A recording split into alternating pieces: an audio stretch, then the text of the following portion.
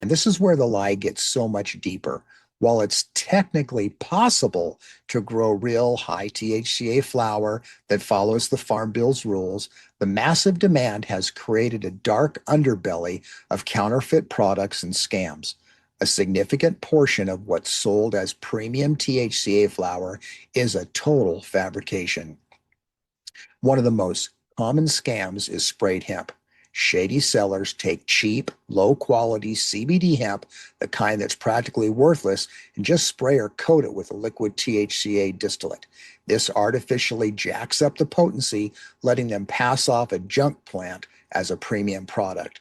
If you know what to look for, the signs of sprayed flower are often obvious, might look strangely shiny or oily, burn with a harsh black ash instead of a clean white one, or have a weird chemical smell that's missing the rich, natural aroma of real cannabis.